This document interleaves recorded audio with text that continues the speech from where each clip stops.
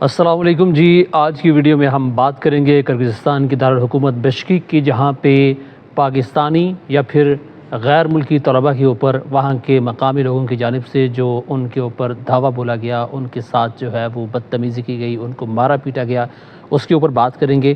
اور نہ صرف اس کی وجہ سے پاکستان میں موجود جو لوگ ہیں جن کی فیملیز کے بچے باہر تھے ان کو بڑی پریشانی ہوئی، اس کے علاوہ بنگلہ دیش کے لوگ تھے اور اس کے ساتھ ساتھ انڈیا کے لوگ بھی وہاں پر موجود تھے، جو بچے وہاں پہ یونیورسٹیز میں، میڈیکل یونیورسٹیز کے اندر جو ہے وہ تعلیم حاصل کر رہے تھے۔ اب اس کے کچھ اہم محرکات ہیں، ان کو آج میں آپ سے جو ہے وہ شیئر کروں گا، ڈسکس کروں گا کہ یہ صورتحال پیش کیوں آئی اور یہ پرتشدد واقعات ہوئے کیوں۔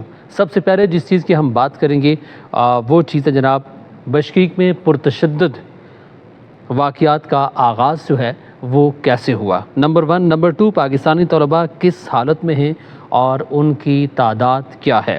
اور نمبر 3 پہ جس چیز کا ہم ذکر کریں گے، کیا خواتین طلباء کے ساتھ جنسی ہراسانی کے واقعات ہوئے یا پھر سوشل میڈیا کے اوپر جس اس کے اوپر جو ہے وہ بات کی گئی، ٹرولنگ کی گئی اور لوگوں کو جو ہے وہ پریشان کیا گیا، اس کے حوالے سے بھی بات کریں گے۔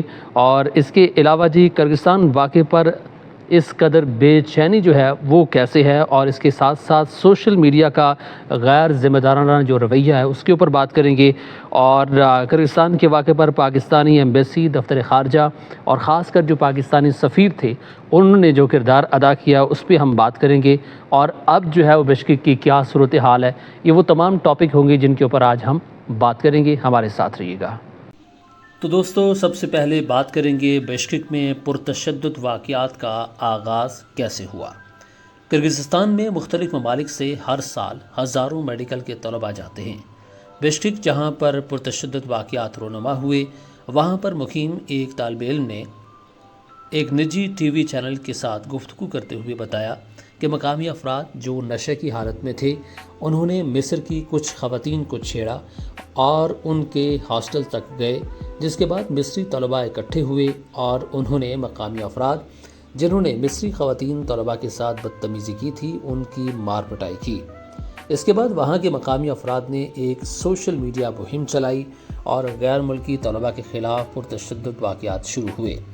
ہاسٹل کے اندر جا کر دروازے توڑ دیے گئے۔ وہاں سے موصول کچھ تصویروں میں دیکھا جا سکتا ہے کہ طلباء کے سر پھوڑے گئے اور ان کو زخمی کیا گیا۔ اور اب بات کرتے ہیں پاکستانی طلباء کس حالت میں ہیں اور ان کی تعداد کیا ہے۔ دوستو، کرغزستان میں 10 سے 11 ہزار کے قریب طلباء اس وقت موجود ہیں جو وہاں پر میڈیکل یونیورسٹیز سے پڑھ رہے ہیں۔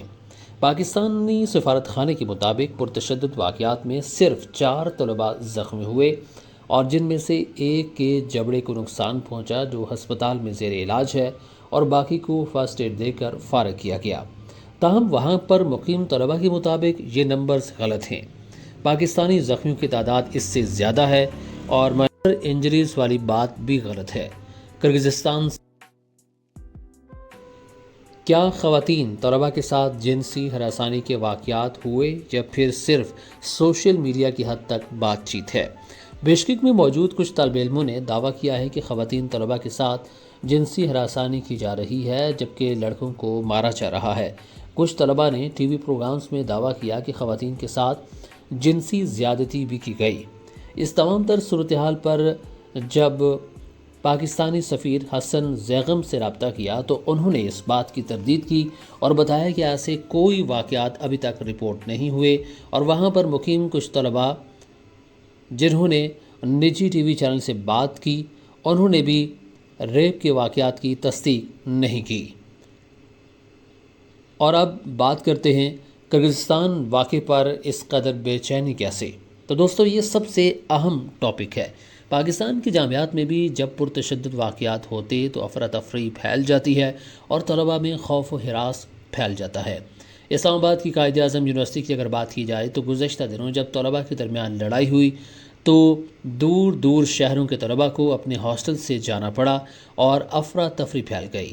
سال 2019 کی اگر بات کی جائے تو اسلامک یونیورسٹی میں طلباء تنظیموں کے درمیان لڑائی ہوئی تو رات کے وقت ہاسٹلز کو خالی کیا گیا اور طلباء کو یونیورسٹی کی بسوں پر بس اڈے اتارا گیا۔ صورتحال بہت تشویشناک حد تک پھیل چکی تھی۔ سوشل میڈیا پر بھی مختلف خبریں آ رہی تھیں۔ پھر جب کئی دن بعد یونیورسٹی کھل گئی تو بھی حالت نارمل ہونے میں 10 سے 15 دن لگ گئے اور خوف و ہراس کی صورتحال تھی۔ اسی طرح کی صورتحال بشکک میں ہے۔ خوف کی وجہ سے طلباء کمروں میں محصور ہیں۔ ایک تو کلاسز بھی بند ہو گئی ہیں، کلاسز آن لائن شروع ہو گئی ہیں، اسی وجہ سے حالات پینک ہیں، اور دوسری جانب سوشل میڈیا میں اس معاملے کو طول دیا جا رہا ہے۔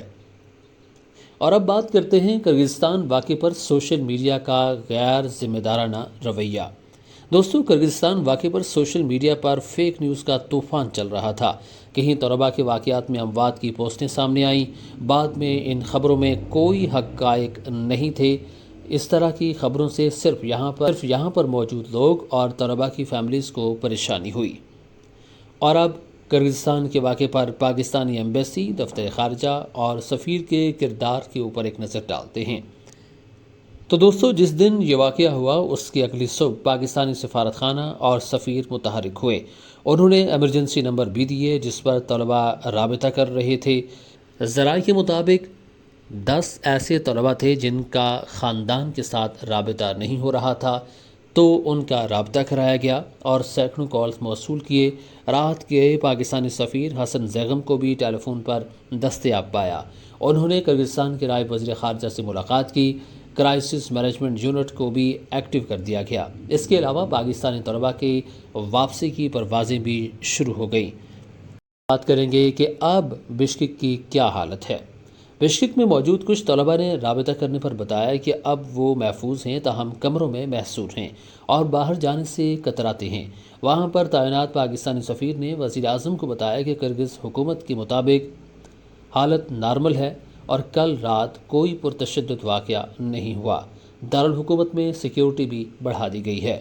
تو دوستو، اگر دیکھا جائے تو اس خبر کو یا پھر اس واقعے کو جتنے سوشل میڈیا کے اوپر طول دیا گیا، حقیقت میں ایسا کچھ تھا نہیں، اور اس واقعے کو بہت سی چیزوں کے ساتھ جوڑا گیا، بہت سی باتوں کے ساتھ جوڑا گیا، غزہ اور فلسطین کے ساتھ جوڑا گیا، اور اس کے علاوہ کشمیر کے جو حالیہ جو واقعات ہوئے ان کے ساتھ جوڑا گیا۔ حقیقت میں ایسا